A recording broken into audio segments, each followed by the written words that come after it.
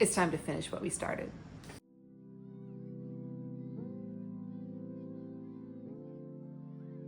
Welcome to Freezer Prep Afternoon number 2. Same system, different day, 4 more meals. We are working from the winter freezer meal guide from This Crafty Home. Even though it feels like spring here in Texas, it's February, so I guess we'll call that winter. I am not doing 20 meals today. I'm doing 4 because 4 is enough to make 6 o'clock feel lighter. As I said, we are working from the winter freezer meal guide from This Crafty Home. I'll link it below if you want to check it out. I really love her guides. Honestly, what makes this guide work for me isn't even the recipes. It's the order. It's the way she sets up the prep day flow. Vegetables first, canned ingredients, then sauces, then spices, and raw meat last. And that order really keeps things feeling very calm and efficient, and it keeps me from feeling scattered and like I'm all over the place. I'm not stopping and starting. I'm not rewashing the same knife 3 times. I just move forward. And that might sound small, but it does change the feel of the whole afternoon. So, if I start with raw chicken and then go back to the vegetables, I'm constantly having to clean and resettle and thinking about what might have touched what. When I follow the flow, the way it's set up, it feels a lot calmer, and I'm not multitasking in a frantic way. I'm just moving step by step. So the first thing that I got started was the Hawaiian ham sliders. So it's just a pack of sweet rolls sliced across the middle, layered with ham and then cheese. And then I put the tops back on, and then melted some butter, mixed some minced onion and garlic powder, and then brushed that over top of everything. They're very simple, but they take oven time. And so I've learned something on prep days. I've learned to start whatever takes the longest first, even if it's not the hardest thing. Because if I don't, then I finish everything else, and then I'm just kind of standing there waiting. So while they're baking, I am labeling bags, I'm chopping onions, I'm draining cans. That's the overlap. That's where the margin comes from. There's a lot of talk these days about margin, and I think people think that margin is extra time. Margin isn't extra time. It's using the time you already have better. So the oven is going to be on anyway. Those 20 minutes are happening whether I plan around them or not, so I might as well use them. So they did come out a little bit more toasty than I had planned, but they smelled good enough that my daughter immediately asked if we could have them for dinner that night. And honestly, that's good enough. So these meals don't have to be perfect. They just have to be good enough. So while the sliders were in the oven, I moved on to the vegetables.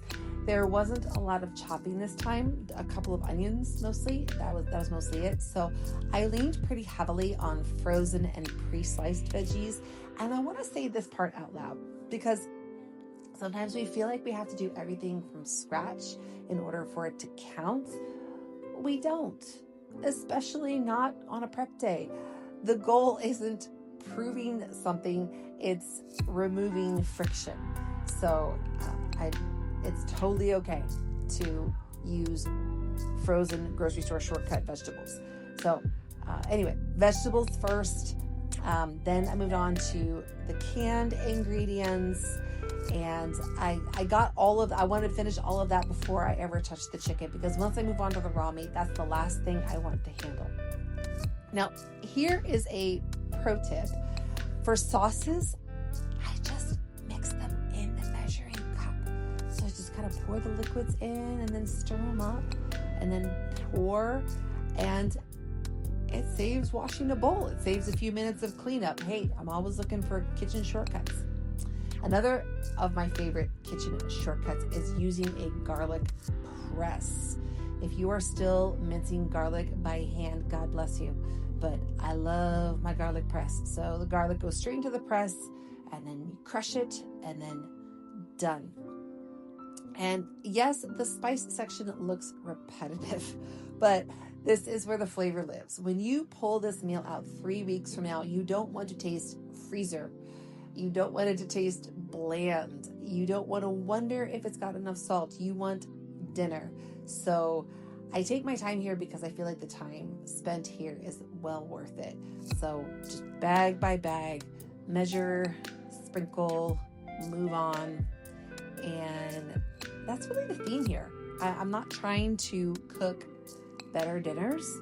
I'm not trying to, win any awards on any cooking shows. I'm just trying to remove decisions at 6 o'clock because I don't know about you, but when I'm tired, even small decisions like what to eat for dinner can feel heavy. Like, how much salt? Does this need more garlic? I don't want to solve that at the end of the day. Okay, once everything else is done, then I move on to the chicken. So I chop vegetables on a wooden cutting board, and then I use a separate plastic cutting board for chicken, something that can go straight into the dishwasher. Separate boards is one of those ways that you can minimize cross-contamination. So with the chicken, I weigh it out, and then I portion it into the bags with the tongs. One recipe did need it diced, but the rest, it was pretty much just drop and go. And once I'm done with the raw meat, I'm done. And that sequencing just keeps the whole prep flow really simple.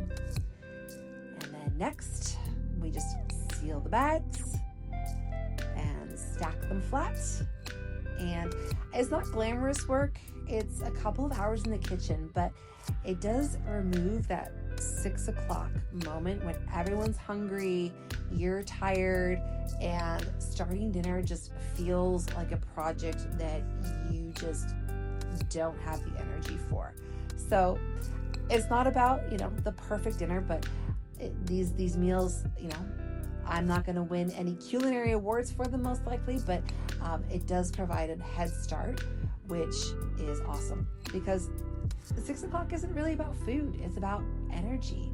It's about whether or not I walk into dinner already drained or whether I had given myself a little help earlier in the week. So this is me giving myself a helping hand.